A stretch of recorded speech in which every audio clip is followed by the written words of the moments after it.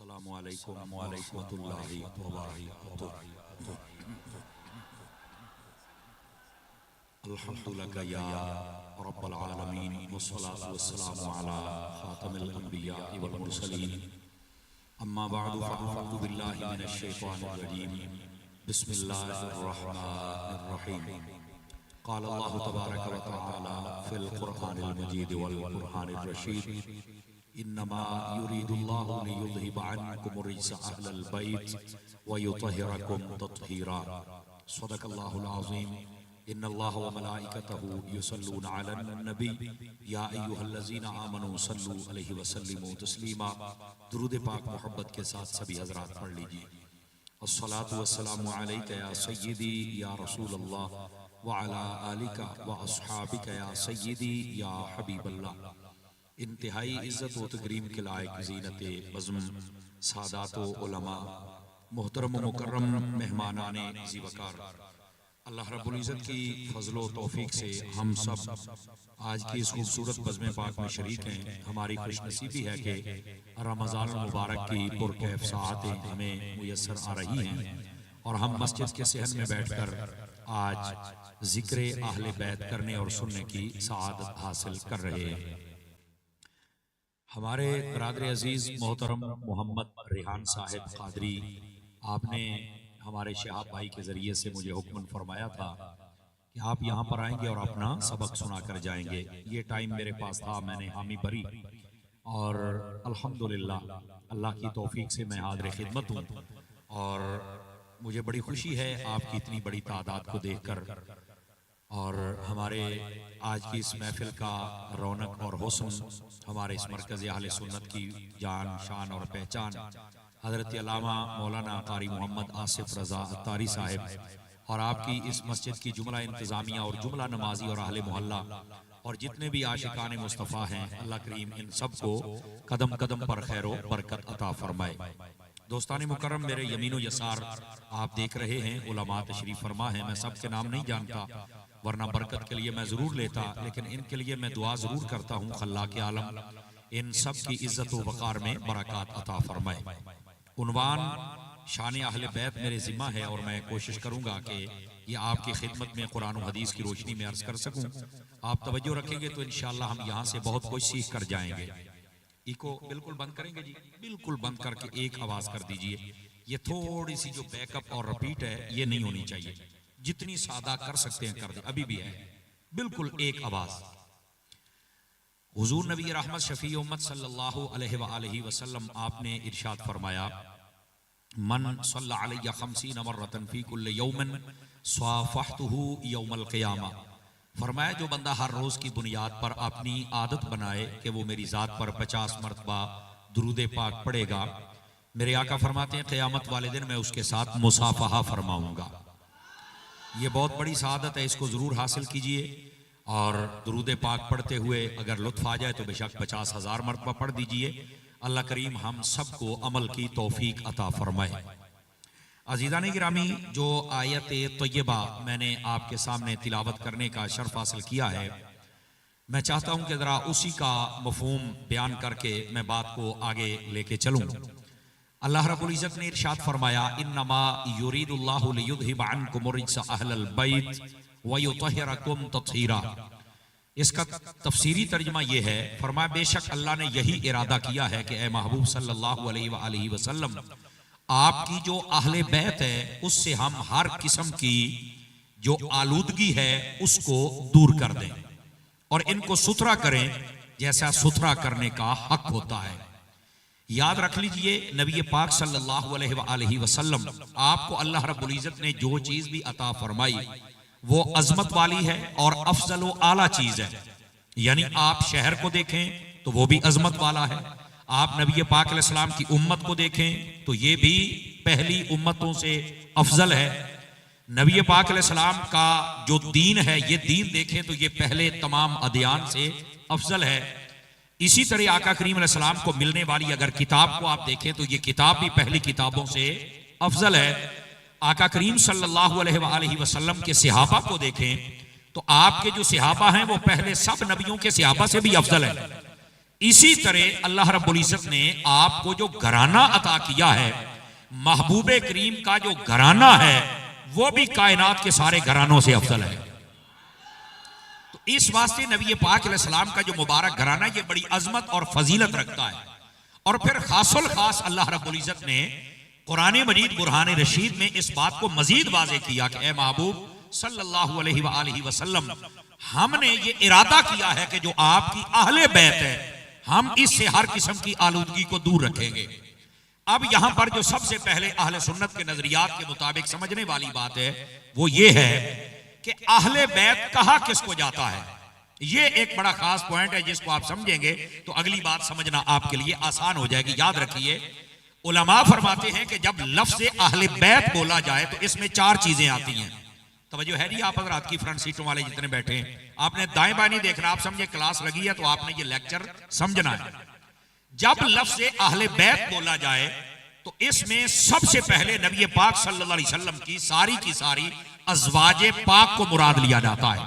और याद रखें, नबी पाक अलैहिस्सलाम की जो अज़वाज हैं इनको अहले बैत में शामिल करना ये कोई हमारा नजरिया नहीं है, बल्कि आप कुरान उठा के देखें तो पहले नबियों की बीवियों का भी जब जिक्र हुआ है तो लफ्ज़ अहले बैत के साथ हुआ है।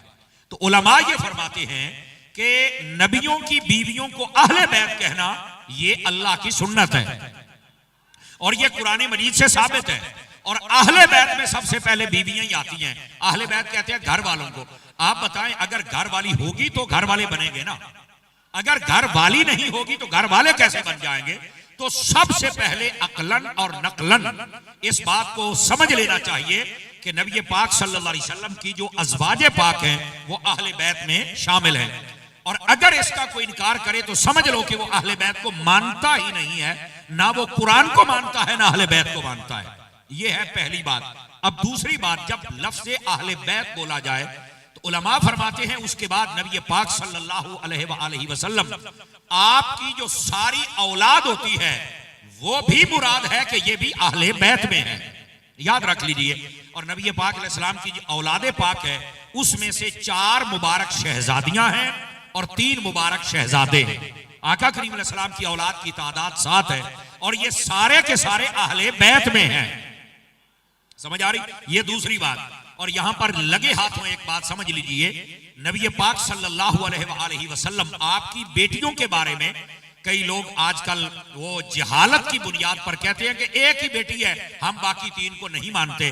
मैंने कहा बेटा ज्यादा फुदकने की बात नहीं है, आप अपने बड़ों को पढ़ लें, उन सब ने भी लिखा है कि नबी पाक की 4 मुबारक शहजादियां हैं। अगर तुम्हें बात समझ नहीं आती तो कम से कम अपने बड़ों को ही पढ़ लेना चाहिए और समझ लेना चाहिए। तो वो जो तुम्हारे बुजुर्ग कहलाते हैं उन सब ने लिखा है। और मैं यहां बता दूं, किसी भी मजहब और मसलक में, यानी वो सुन्नी हो, वाबी हो, शिया हो, देवबंदी हो, उनके बड़ों ने किसी ने इनकार नहीं किया कि नबी पाक की एक बेटी है तो 3 नहीं है। ना ना ना, ऐसी कोई बात नहीं है। सब ने अलल इत्तेफाक यही लिखा है कि नबी पाक की 4 शहजादियां हैं। याद है, ये आजकल का फितना है। बाज जाहिल जिनको आपने नहीं पता होता कि मैं बाप का हूं भी या नहीं, वो भी उठ के बातें करते हैं नबी पाक की बेटियों पर कि हम 3 को नहीं मानते। तो तुझे बंदे का पुत्र कौन मान रहा है? तुझे इंसान का बच्चा कौन मान रहा है? और ऐसे लोगों को लगाम डालनी चाहिए जो आकर बरसरे मिंबर इनकार करते हैं नबी पाक की शहजादियों का। तो ऐसे लोगों के लिए हमारा पैगाम है, हम ना तुम्हें इंसान समझते हैं और ना मुसलमानों की साफ में समझते हैं। ये याद रख, तुम इंसान कहलवाने के काबिल ही नहीं हो। चूंकि नबी पाक की बेटियों का इनकार करते हो जालिमो, तुम तो जानवरों से बदतर हो। शर्म से डूब के मर जाना चाहिए। नबी पाक सल्लल्लाहु अलैहि वसल्लम की, यानी कुरान में मौजूद है, हदीसों में मौजूद है, और तमाम फुकहा, उलमा, आइमा, सुलहा और तमाम मसालिक ने इसको बयान किया है। और आजकल चूड़ा किस्म का इंसान उठ के खड़ा होकर इनकार कर रहा है। तेरी क्या जुर्रत है? हम जब तक जिंदा हैं, जैसे नबी की नामूस पे पहरा देते हैं, वैसे ही नबी की बेटियों की नामूस पर भी पहरा देते हैं। वैसे ही सहाबा और वैसे ही अहले बैत। और इस बात में कभी कमजोर ना हुआ करें। अकीदे की बात आए तो बिल्कुल आपको तकड़े हो जाना चाहिए और समझदारी का मुजाहिरा करना चाहिए। यह है दूसरी बात। अहले बैत में सबसे पहले नबी पाक की बीवियां आती हैं और सारी की सारी। दूसरे नंबर पर नबी पाक अलैहिस्सलाम की सारी औलाद, 4 मुबारक शहजादियां, 3 शहजादे, ये भी अहले बैत में हैं। और तीसरे नंबर पर नबी पाक सल्लल्लाहु अलैहि वसल्लम आपके वो घराने जिन पर सदका और ज़कात को हराम कर दिया गया था, ये सारे के सारे घराने भी अहले बैत में शामिल हैं। समझ आ रही है आप हज़रात को? और ये कौन कौन से घराने हैं? एक है आले जाफर, एक है आले अकील, एक है आले हारिस, एक है आले अब्बास और एक है आले अली। ये 5 मुबारक घराने हैं जिन पर सदका और ज़कात को हराम कर दिया गया था और इनको भी अहले बैत में शुमार कर लिया गया है। याद रखिए, अब हो गई 3 चीजें, नबी पाक की सारी अज़वाज पाक, सारी औलादे पाक और ये 5 घराने। अब चौथे नंबर पर भी अहले बैत में कुछ हस्तियां हैं, और वो कौन है? वो हस्तियां हैं जिनको नबी पाक अलैहिस्सलाम ने अपने पास बिठाकर ऊपर चादर करके आपने कहा था, अल्लाहुम्मा हाउलाए अहलु बैती तहिरहुम तत्हीरा, या अल्लाह ये भी मेरी अहले बैत है, इनको भी सुथरा फरमा। और ये कौन थे? एक खुद मेरे आका करीम अलैहिस्सलाम, और उनकी दाएं जानिब मौला अली शेर खुदा मुश्किल कुशा थे, और बाईं जानिब हजरत सैयदा कायनात हजरत ज़हरा पाक थी, और आपकी गोद में एक इमाम हसन थे, एक इमाम हुसैन थे। इन 5 हस्तियों को ही पंचतन पाक कहा जाता है। ये भी अहले बैत में है। तो अहले बैत का जिक्र सुनने वालों, पहले हमें पता होना चाहिए कि अहले बैत कहते किसको है। अहले बैत 4 चीजें हैं। नबी पाक की सारी बीवियां अहले बैत, नबी पाक की सारी औलाद अहले बैत, नबी पाक के ये घराने जिन पर सदका ज़कात हराम है, ये भी अहले बैत, और नबी पाक ने जिनको चादर में लेकर दुआ की पंचतन पाक, ये भी अहले बैत। बात समझ आ गई? क्लियर हो गया कॉन्सेप्ट कि अहले बैत कहते किसको हैं। अब ये जो अहले बैत है जिसमें ये 4 किस्म की हस्तियां आती हैं, अब सुनिए इनका मकाम क्या है। अल्लाह रब्बुल इज्जत फरमाता है, ए महबूब पाक सल्लल्लाहु अलैहि वसल्लम, हमने आपकी अहले बैत से हर किस्म की आलूदगी को दूर रखा है। अच्छा भाई तवज्जो करें, हम हैं इमाम अहमद रजा के मानने वाले। ऐसा ही है जनाब, जिसको यकीन हो वो बोल सकता है, जिसको नहीं है उसको सोच के बोल ले। हम इमाम अहमद रजा को मानने वाले हैं। इमाम अहले सुन्नत ने यहां पर जो मसला बयान किया है वो बड़ा सुनने वाला है। वो क्या है कि हमने आपकी अहले बैत से नजासत और आलूदगी को दूर रखा है। अच्छा, एक है दूर रखना, एक है दूर करना। ये बात समझने वाली है। इधर देखिए, मैं आपको मिसाल दूं। ये मेरे पास चादर है ना, अगर मैं कहूं कि ये इसमें गंदगी है, तो फिर मैं कहूंगा इसमें गंदगी थी तो मैंने इस गंदगी को दूर कर दिया, यानी पहले कुछ था हमने दूर करके सुथरा कर दिया। ये एक मतलब है। एक ये कि ये है पहले ही सुथरे, हमने गंदगी को करीब आने ही नहीं दिया। अब ये दूसरा माना है।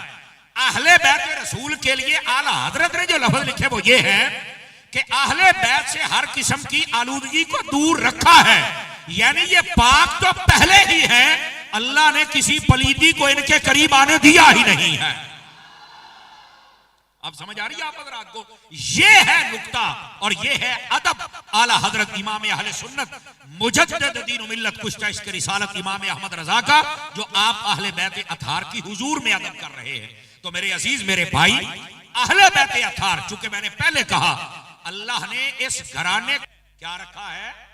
दूर रखा है, यानी ये सुथरे हैं। अल्लाह ने इनसे हर किस्म की आलूदगी को दूर रखा हुआ है।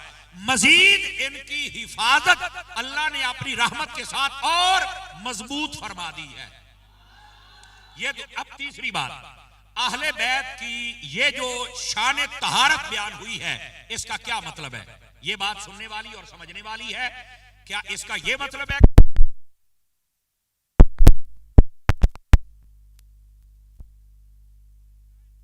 जरूरत पड़ती है या नहीं पड़ती? तो क्या ये गुस्ल करते हैं या नहीं करते? समझ आ रही मेरी बात की कि कोई नहीं आ रही?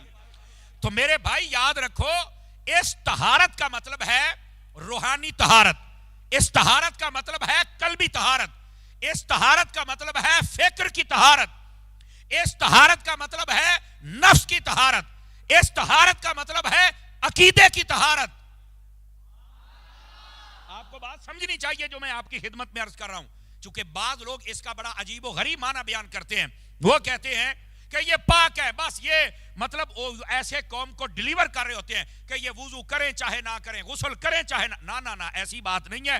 ये वुजू भी करते थे, ये गुस्ल भी करते थे।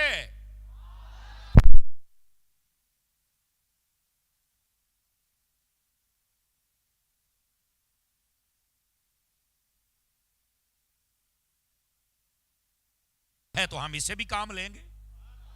लेकिन ये बस औकात करंट का इशू बन जाता है, कोई मसला नहीं, आपने परेशान नहीं होना। अगर इसमें करंट कम है तो अत्तार के नौकर में तो पूरा है ना यार। तो अगर आप समझते हैं भी मेरे अंदर करंट पूरा है तो मैं एक होके आप सबको आवाज सुना रहा हूं, तो आपकी आवाज मुझे क्यों नहीं सुन रही? फिर अंडरस्टैंड, बात समझ आ रही है आपको? तो मेरे अजीज मेरे भाई, आप इस बात को समझिए। अहले बैत के बारे में 3 चीजें मैंने। अब आइए अगली बात, और इस बात पर आप जब महफिल खत्म हो जाए तब भी सुभान अल्लाह कहें तो शायद हक अदा नहीं होगा। बाद लोग ऐसे हैं, शहरयार भाई और दीगर जितने आपकी मोहब्बत टीम के लोग, आसिफ भाई और हजरात उलमा बैठे, मैं सबकी तवज्जो चाह लेता हूं। हमारे रेहान साहब और हमारे दीगर जितने लोग हैं सभी तवज्जो करें। देखिए, अगर ये बात समझ आ गई तो मजा आ जाएगा।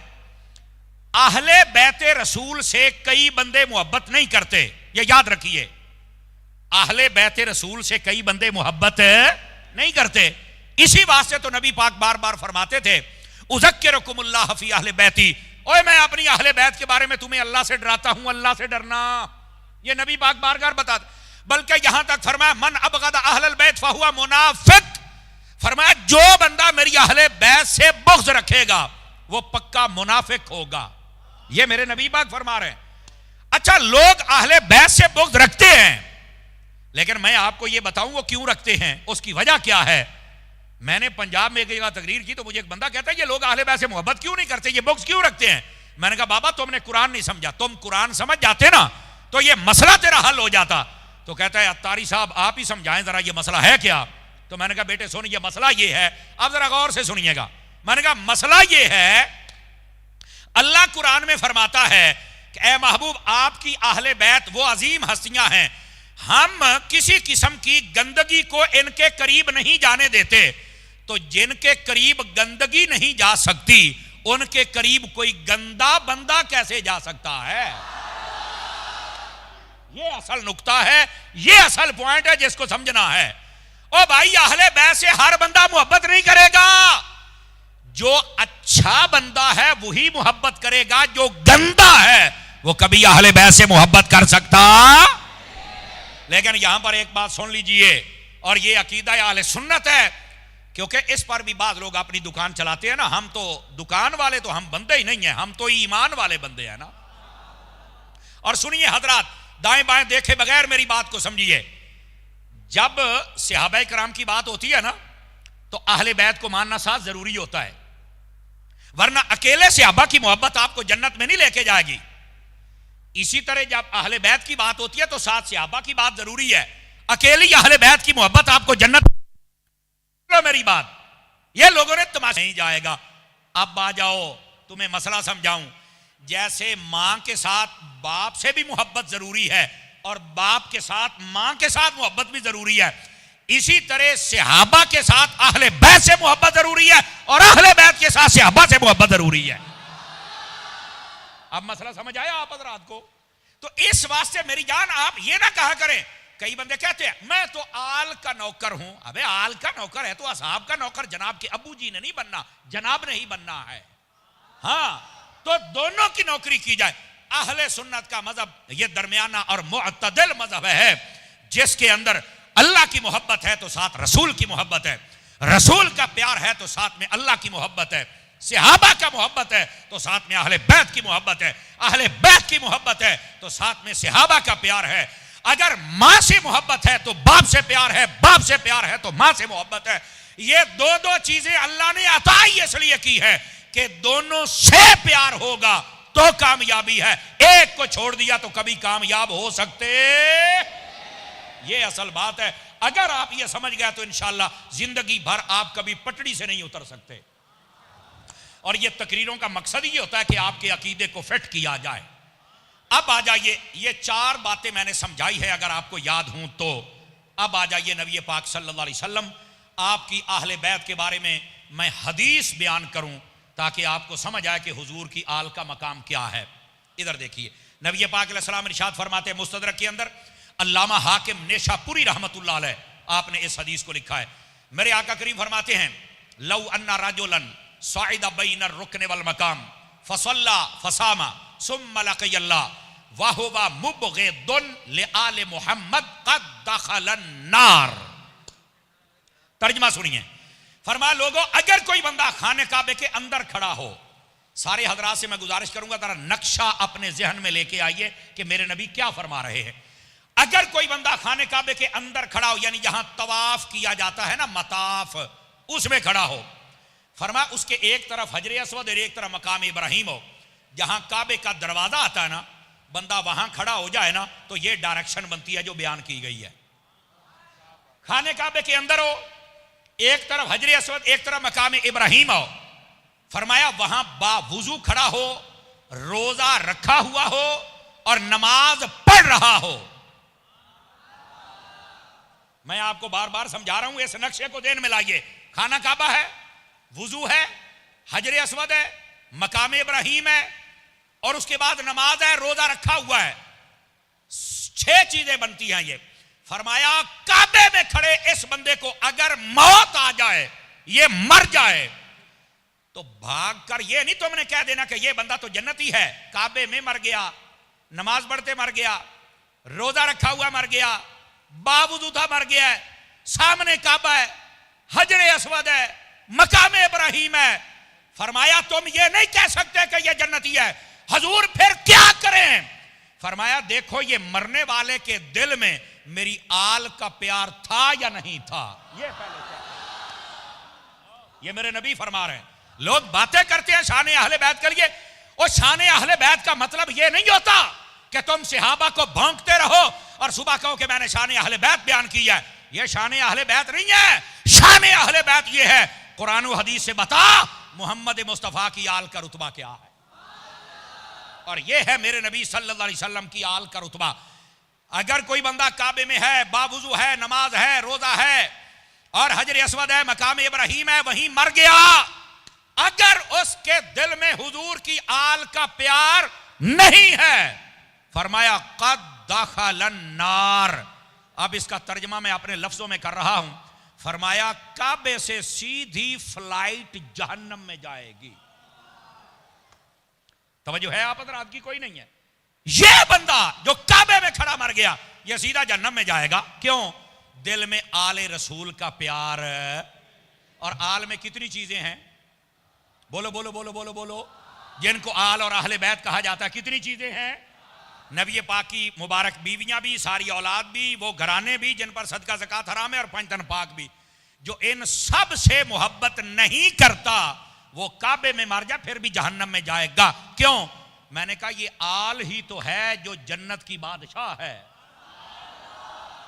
काबे में खड़ा है और जन्नत के सरदारों से दिल में बुग़्ज़ रखा हुआ है और फिर कहता है मैंने जन्नत में जाना है। वाह, अजीब शौक है, अजीब शौक है दिल में पाला हुआ यार। तो इस वास्ते वो बंदा कभी जन्नत में जा सकता नहीं जिसके दिल में आले रसूल का प्यार नहीं होता है। आप थक गए हैं तो मैं बस कर देता हूं, और अगर आप जाग रहे हैं तो फिर को सुभान अल्लाह माशाअल्लाह जे नहीं था, चलो अल्हम्दुलिल्लाह। वो नहीं तो इन्ना लिल्लाहि व इन्ना इलैहि राजिऊन पढ़ दो यार। अल्लाह के बंदे मुझे खुश होके सुना करे, मैं खुश मिजाज खतीब हूं, मैं सड़ियल खतीब नहीं हूं। समझ आ रही है? लेकिन इस बात को समझे, मैंने हदीस सुनाई है आपको मेरे अजीज मेरे प्यारे भाई। नबी पाक सल्लल्लाहु अलैहि वसल्लम की अहले बैत से मोहब्बत करेगा तो जन्नत में जाएगा, वरना ना काबा बचाएगा, ना हजर अस्वद बचाएगा, ना मकाम इब्राहिम बचाएगा, ना रोजा बचाएगा, ना वुजू बचाएगा, ना नमाज बचाएगी। अब समझ आ गई है पहली बात। दूसरी हदीस पाक भी समाअत फरमाइए। नबी रहमत सल्लल्लाहु अलैहि वसल्लम आप अपनी अहले बैत के बारे में क्या फरमाते हैं, और ये हदीस पाक हजरत अबू ज़र ग़िफ़ारी रदी अल्लाह ताला अन्हु आपने इसको बयान किया है। हजरत अबू ज़र गए खाने काबे में, प्लीज, हजरत अबू ज़र गए खाने काबे के अंदर और खाने काबे का गिलाफ पकड़ा। गिलाफ पकड़ने के बाद आपने बुलंद आवाज से पुकारा, मन आरफनी फ़क़द आरफनी वमन लम यारिफनी फ़अना अबू ज़र। फरमाया जिसने मुझे पहचान लिया है पहचान लिया, और जो मुझे नहीं जानते सुन लो, मेरा नाम अबू ज़र ग़िफ़ारी है और मैं मुस्तफ़ा का सहाबी हूं। ये हजरत अबू ज़र ग़िफ़ारी अपना तारुफ करवा के, और उसके बाद लोग इकट्ठे हो गए उनके पास और कहने लगे हजरत लगता है आज आप कोई बात करना चाहते हैं, इसलिए आपने अपना तारुफ पेश किया। कहा बिल्कुल करना चाहता हूं। अर्ज की हुजूर बतलाइए आप क्या पैगाम देना चाहते हैं? फरमाया नबी पाक की एक हदीस है, आज मैं गिलाफे काबा पकड़ कर तुम्हें सुनाना चाहता हूं। उन्हें कहा हजरत बतलाइए वो क्या हदीस पाक है? कहते हैं मेरे आका करीम अलैहिस्सलाम ने इरशाद फरमाया, समिअतु रसूलुल्लाह सल्लल्लाहु अलैहि वसल्लम यकूल, मैंने आका करीम को फरमाते सुना, वो फरमाते हैं मसलु अहले बैती कमसल सफीनत नूहन फमन रकबहा नजा वमन तखल्लफ अनहा फकद गरक। फरमाया मेरी अहले बैत की मिसाल हजरत नूह अलैहिस्सलाम की कश्ती की तरह है, जो उसमें बैठ गया वो बच गया, जो ना बैठा बर्बाद हो गया।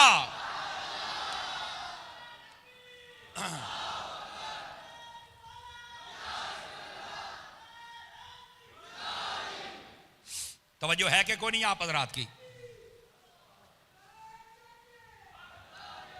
ऐसे नहीं, नारा तहकीक जरा, और जैसे कहते हैं ना जवानों वाला लगाए, नारा तहकीक, ये अंदाज होना चाहिए ना, ताकि आपको समझ आए कि असल मसला क्या है। जज़ाकल्लाह। बिस्मिल्लाह।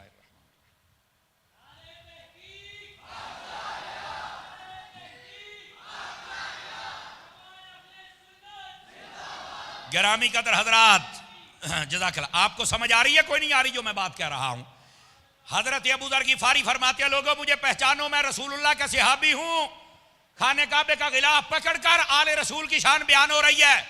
उस जमाने को यह कहने वालों कि नबी पाक के सहाबा अहले बैत की शान नहीं बयान करते थे, और डूब के मर जाओ। नबी का सहाबी खाने काबे का गिलाफ पकड़ के मुस्तफा की आल की शान बयान कर रहा है। शर्म आनी चाहिए ऐसे लोगों को जो कहते हैं कि सहाबा ने कभी नबी पाक की आल की शान नहीं बयान की। तुम्हें क्या पता, सहाबा कराम तो काबे का तवाफ बंद करवा के रसूलुल्लाह की शान की आल बयान किया करते थे। अब समझ आई? अब आगे भी सुनिए जरा, इस बात को समझना चाहिए मेरे अजीज मेरे भाई। नबी पाक सल्लल्लाहु अलैहि वसल्लम आपने अपनी अहले बैत को कश्ती नूह अलैहिस्सलाम की मिसल करार दिया। यहां पर उलमा ने फरमाया जो कश्ती होती है ना समंदर में चलने वाली, आप तो कराची के समझो साहिल पे रहते हैं, आपको पता हो चले जितनी समंदर में बोट्स चलती हैं, बिलखसूस बहरी जहाज जितने होते हैं, आपको पता है इनको कैसे पता चलता है कि हम जद्दे जा रहे हैं, दुबई जा रहे हैं, अमेरिका, अफ्रीका और ये तुर्की और ओमान और मस्कत, ये कैसे जा रहे हैं? इनको क्या, चारों तरफ तो पानी होता है, तो इनका रोड मैप कैसे तयन किया जाता है?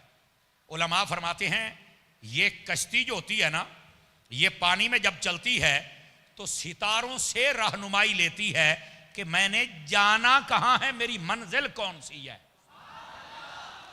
और रुकना भाई रुकना, ये बात मिला के आप समझेंगे तो आपको लुत्फ आएगा और अकीदा भी खुल जाएगा। नबी पाक ने फरमाया मेरी अहले बैत की मिसाल नूह अलैहिस्सलाम की कश्ती की तरह है कि जो बीच में बैठा डूबेगा नहीं।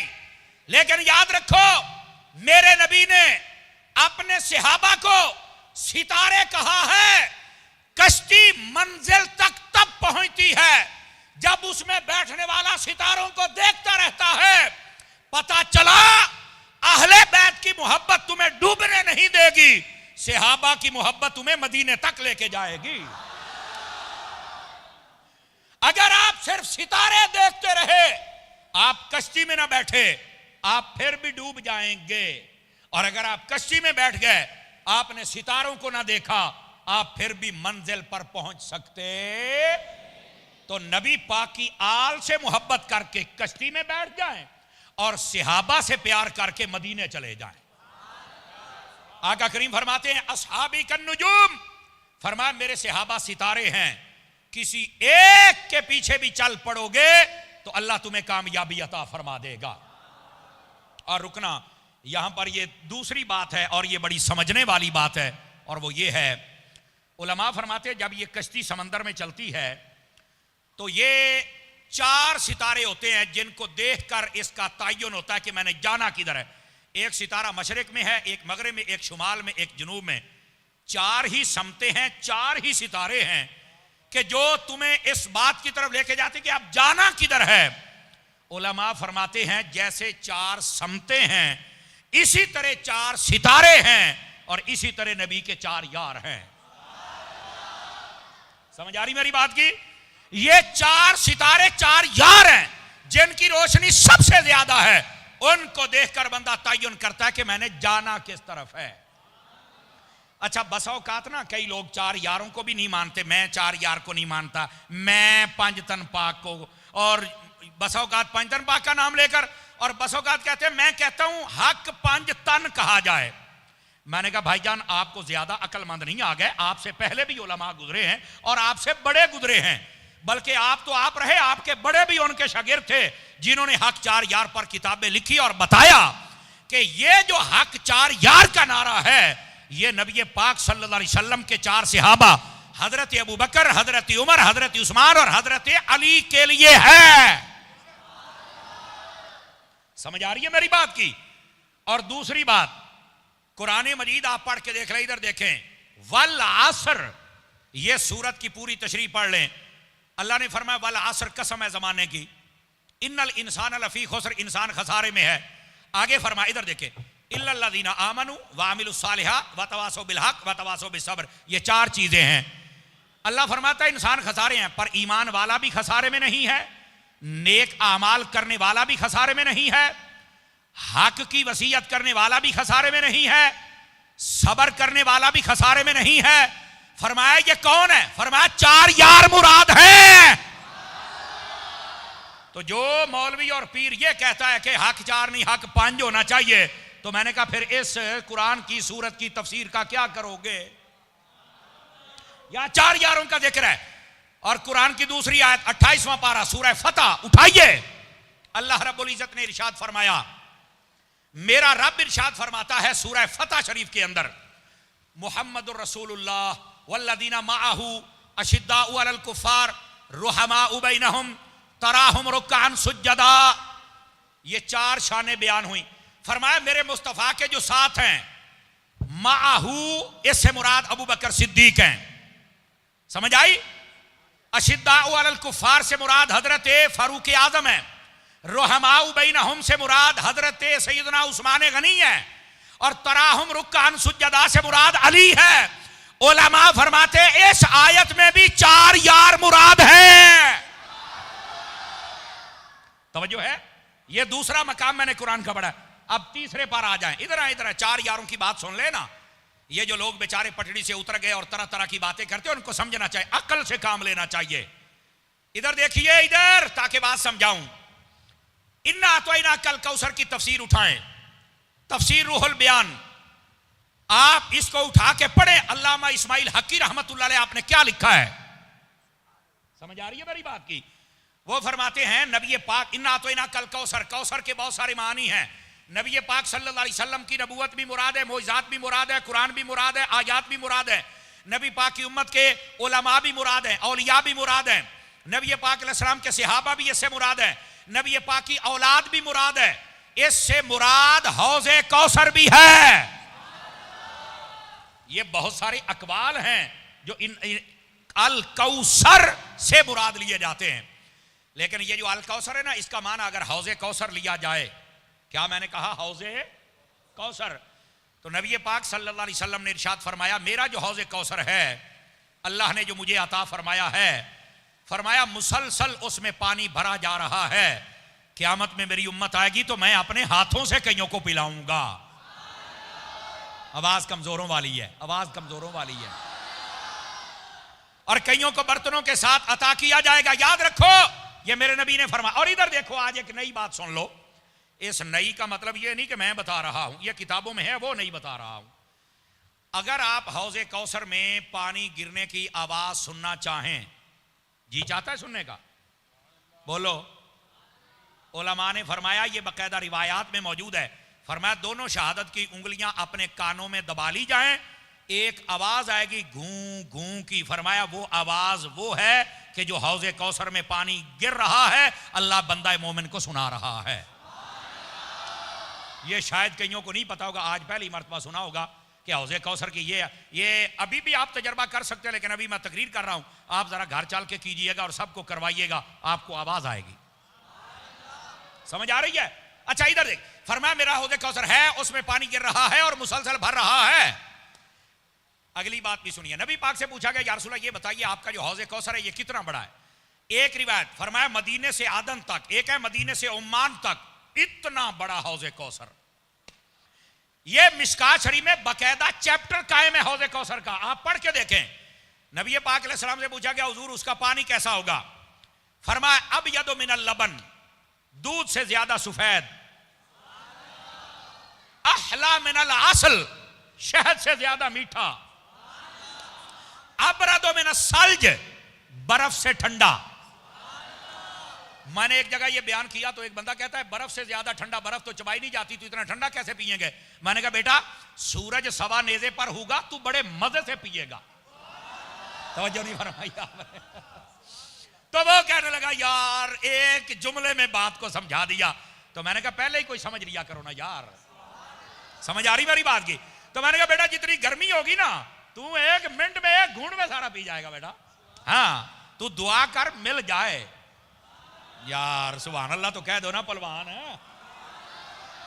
अगली बात यार, ये बात सुन के भी आपको लुत्फ आना चाहिए। नबी पाक ने पानी का रंग बताया, कितना मीठा ये बताया, कितना ठंडा ये बताया। एक सहाबी ने उठ के कहा या रसूल अल्लाह सल्लल्लाहु अलैहि वसल्लम ये बतलाइए इतनी उम्मत, इतने लोग होंगे तो क्या हमें लाइन में लग के पीना पड़ेगा? जाहिर सी बात है भाई इतने बर्तन तो होने चाहिए ना। नबी पाक ने फरमाया लाइनों में नहीं लगना पड़ेगा। कैसे? फरमाया उसके ऊपर जो बर्तन होंगे कुनूज़हू का आददे नुजूम समा, अल्लाह ने जितने आसमानों के सितारे बनाए हैं उतने अल्लाह ने हौज़े कौसर के बर्तन बनाए हैं। जो भी आएगा पीता जाएगा, लाइन लगनी ही नहीं। सदके जाऊं आपकी चुप पर, माशाअल्लाह आपकी चुप पर सदके जाऊं। अल्लाह के बंदो ये बात समझो, नबी पाक अलैहिस्सलाम को यह भी पता है मेरा हौज़े कौसर कितना बड़ा है, यह भी पता है पानी कैसा है, रंग कैसा है, यह भी पता है कि उसकी ठंडक कैसी है, और यह भी पता है उसके बर्तन कैसे हैं। और अभी जाहिल लोग ये कहते हैं नबी को दीवार के पीछे का नहीं पता। अबे कौन सी तेरी दीवार है जिसके पीछे का नबी पाक को नहीं? कुछ शर्म और हया करो। अहले सुन्नत है जो नबी का इल्म गैब भी मानते हैं। आगे आइए, नबी पाक अलैहिस्सलाम ने जो मैं 4 यारों की बात कर रहा हूं ना, ये 4 यारों पर बात सुना रहा हूं आपको। इधर देखो भाई, मैं जिम्मेदारी से अर्ज कर रहा हूं, ये आपका लाइव चल रहा है, आप देख सकते हैं तफसीर रूहुल बयान इन्ना तो इना कल कौसर की तफसीर उठाएं, उसमें लिखा हुआ है। फरमाया क़यामत वाले दिन ये जो मेरा हौज़े कौसर होगा ना, ये मुरब्बा शक्ल में होगा, जैसे ये मस्जिद मुरब्बा शक्ल में है जिसको हम चौरस कहते हैं। समझ आ रही है? एक कोना वो है, एक ये है, एक ये है, एक ये है। फरमाया इस तरह मेरे हौज़े कौसर के 4 कोने होंगे। फरमाया चारों कोनों पर मेरा एक एक यार होगा। ओ 4 यारों के मुनकरो, अगर तुमने क़यामत वाले दिन हौज़े कौसर से पानी पीना है तो उसके भी 4 कोने हैं और चारों पर 4 यार खड़े होंगे।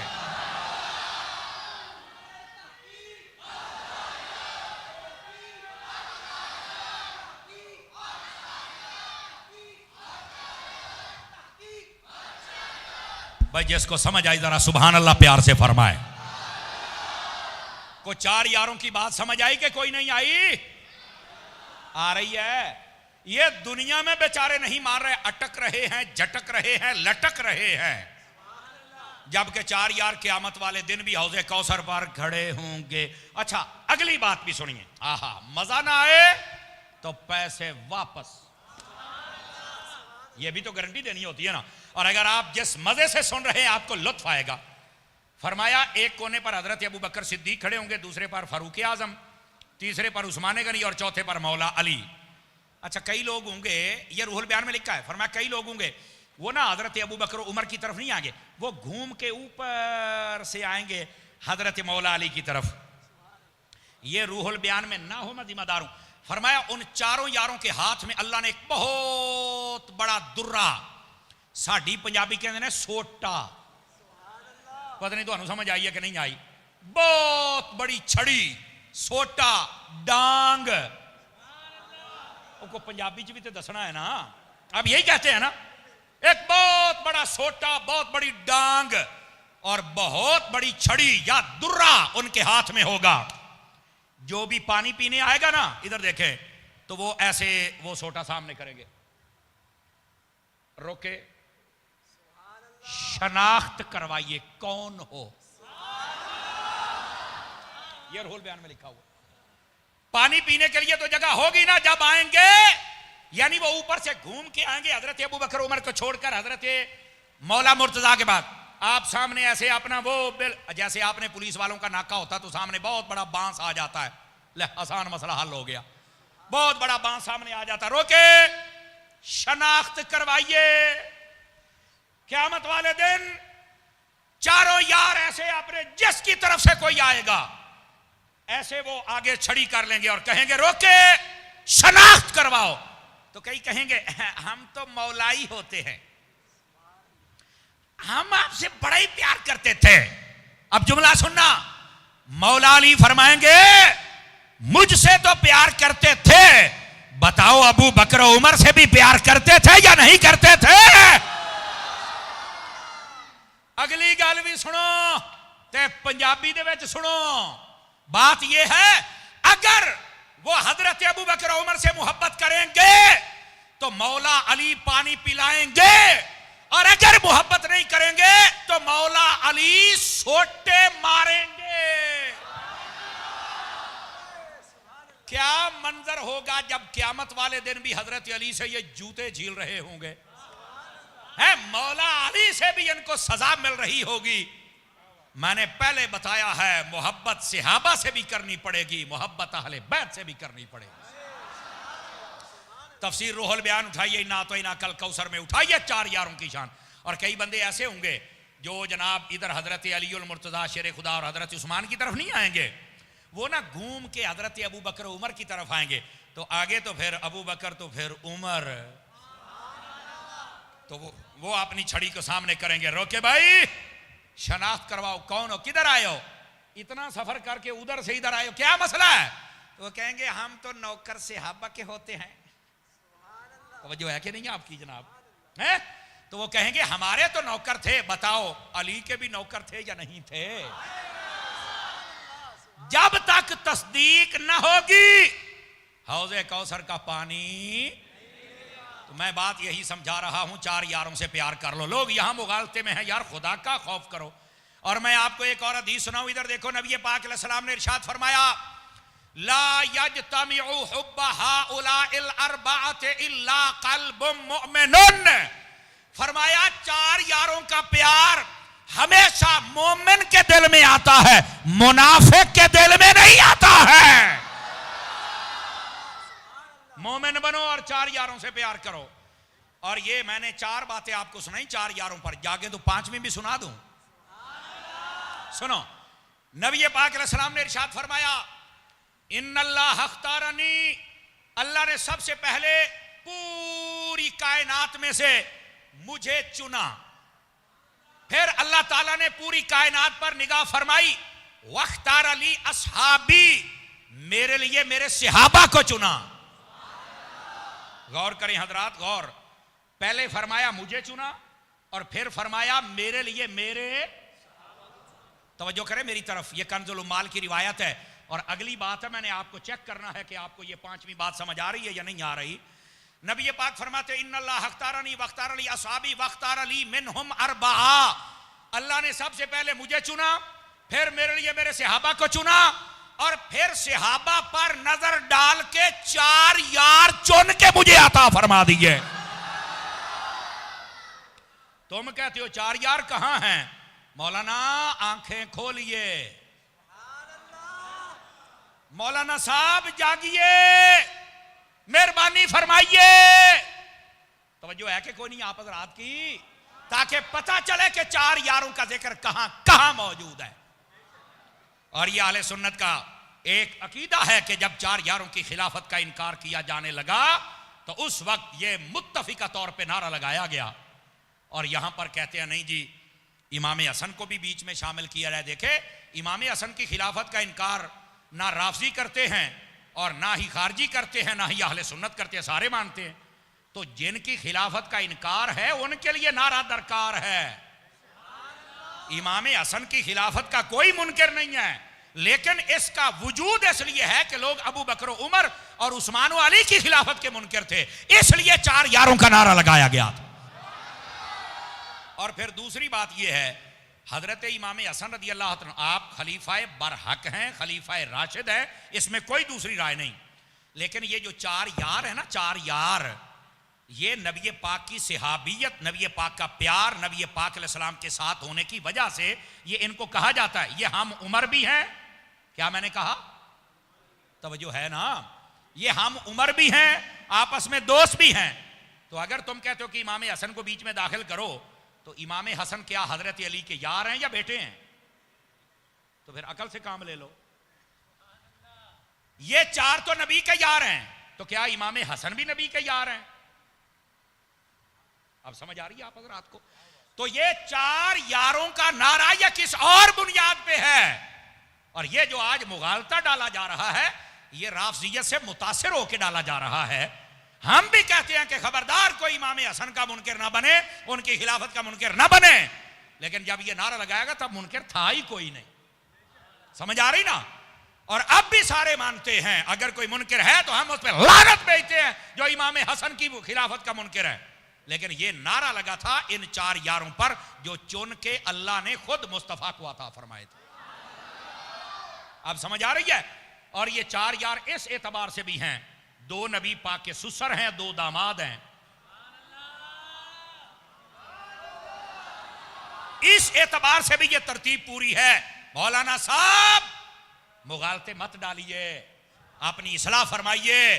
और जो अल्लामा अता मोहम्मद बंदयालवी साहब रहमतुल्लाह अलैह, तमाम उलमा के तकरीबन उस्ताद है, उन्होंने जो रिसाला लिखा उस रिसाले को पढ़िए ताकि दिमाग की खिड़कियां खुले और आपको भी समझ आ जाए असल मसला है क्या। अंडरस्टैंड? बात समझ आ रही है आप हजरात को? तो इस वास्ते मेहरबानी फरमाएं, नबी पाक की आल से भी मोहब्बत फरमाएं और नबी पाक के यारों से भी मोहब्बत फरमाएं। बात कहीं दूर ना चली जाए, टाइम तो वैसे मेरा पूरा हो गया है, लेकिन कुछ बोनस के तौर पे देना चाहता हूं अगर आपका लेने का इरादा हो तो। बहुत शुक्रिया, आ जाइए। बोनस ये है, नबी मुकर्रम शफी आजम सल्लल्लाहु अलैहि वसल्लम आपने अपनी अहले बैत के बारे में क्या फरमाया। अब चूंकि वो मौजू भी था, ये भी था, दोनों मैंने कंप्लीट की है, तो आल की बात सुन लीजिए। मेरे आका करीम अलैहिस्सलाम ने अपनी आल के बारे में, आय हाय हाय, ऐसी हदीसें पाक कई बंदे वैसे डर जाएंगे, मैं आपको पहले बता रहा हूं। नबी पाक ने फरमाया, मल्लम यारिफ इतरती वल अरब वल अंसार, फरमाया जो बंदा मेरी अहले बैत की इज्जत ना करे, इनका मकाम मर्तबा ना पहचाने, मेरे अंसार सहाबा की इज्जत न करे, इनका मकाम मर्तबा न पहचाने, और जो अरब यानी सहाबा की जानिब इशारा है, मेरे सहाबा की इज्जत न करे, इनका मकाम मर्तबा न पहचाने, ये 3 चीजें बयान की। मेरी अहले बैत, अंसार सहाबा और मेरे बाकी सहाबा, जो इनकी इज्जत और एहतराम न करे, फरमाया 3 बातों में से एक जरूर है। पूछा गया हुजूर क्या है? फरमाया इम्मा मुनाफिकुन, या तो वो बंदा मुनाफिक है कि जो मेरी अहले बैत को नहीं मानता, या मेरे सहाबा को नहीं मानता, या मदीने वालों को नहीं मानता, या तो वो मुनाफिक है, औ ले ज़नियतिन, या फिर वो जिना की पैदावार है। मैंने कहा था ना कहीं डर जाएंगे, ओए हो ये क्या हो गया मौलाना, इतनी सख्ती। मैंने कहा मैंने तो नहीं की, मैं तो हजूर की हदीस का तर्जमा बता रहा हूं। जो बंदा नबी पाक की अहले बैत, नबी पाक सल्लल्लाहु अलैहि वसल्लम के सहाबा और मदीने वालों का अदब नहीं करता, वो कभी हलाली हो सकता? हाथ खड़ा करके बताएं, कभी हलाली हो सकता? अब ये हदीस बयान कर रही है, मैं अपनी तरफ से तो कह ही नहीं रहा। मैंने कहा था कई बंदे डर जाएंगे, हदीस में इतना तकड़ा मजमून है। फरमाया या मुनाफिक है, या फिर वो जिना की पैदावार है, यानी हराम ज्यादा है। हम किसी को हराम ज्यादा कहते कहते नहीं, मौलाना साहब स्टेज पर बैठ कर नहीं कहना चाहिए। तो मैंने कहा नबी पाक ने भी तो कहा है, तर्जमा तो करने दो ना, हौसला करो ना। और फिर तीसरी बात, औ उम्महु हमलत हो बगैर तोहरन, फरमाया या तीसरी बात यह है कि उसकी मां नापाक थी, हैज के दिनों में थी और हामला हो गई। इसको वलदुल हराम कहते हैं। मतलब क्या है, जो अहले बैत को और सहाबा को नहीं मानता, या वो मुनाफिक बच्चा है, या हरामी बच्चा है, या हैजी बच्चा है। हम ना मुनाफिक हैं, ना हरामी हैं, ना हैजी हैं। हम तो नबी पाक के आशिक हैं, जो सहाबा को भी मानते हैं और अहले बैत को भी मानते हैं। अब बात समझ आई है? कोई नहीं आई है?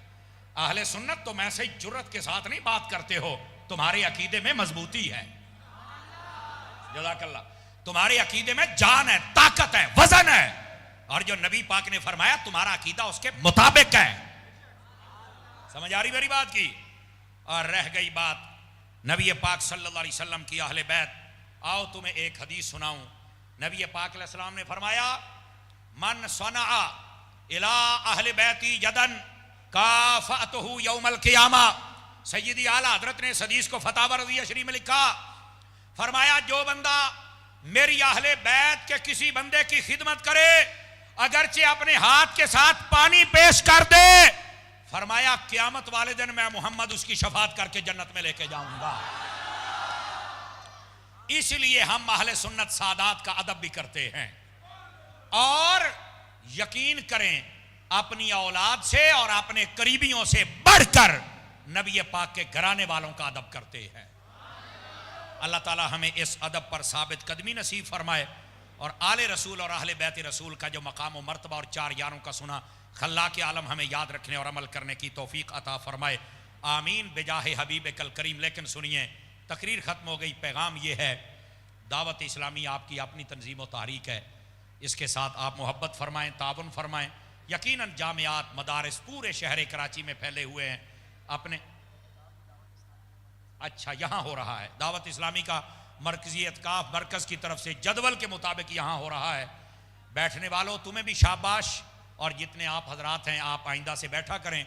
10 दिन के एतकाफ के बाद आपको पता चलेगा कि मैं किसी कारीगर के पास गया था।